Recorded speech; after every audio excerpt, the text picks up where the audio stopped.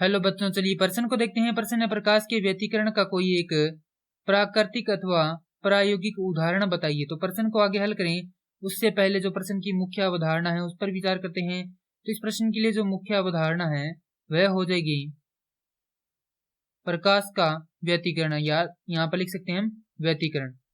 अर्थात हम यहाँ पर यह देखेंगे कि व्यतिकरण क्या होता है। तो जब समान आवृत्ति की दो तरंगें किसी माध्यम में एक ही दिशा में गमन करती हो तो उनके अध्यारोपण के फलस्वरूप जो प्रकाश की तीव्रता है उसमें क्या होगा, परिवर्तन होगा। तो यहाँ पर लिखेंगे प्रकाश की तीव्रता में परिवर्तन होगा या परिवर्तन होता है, और यही क्या कहलाता है, व्यतिकरण कहलाता है।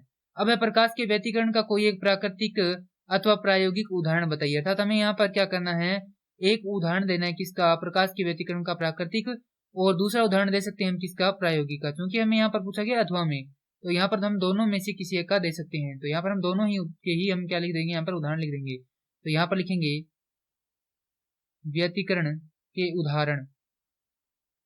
यहाँ पर पहला लिखेंगे प्राकृतिक।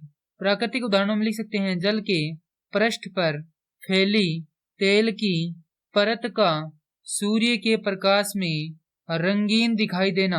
अब यहाँ पर लिख सकते हैं हम यहाँ पर प्रायोगिक उदाहरण। तो प्रायोगिक उदाहरण होता है यंग का प्रयोग, और यही हमसे प्रश्न में पूछे गए थे। मैं आशा करता हूं कि यह प्रश्न आपको समझ में आया होगा। धन्यवाद।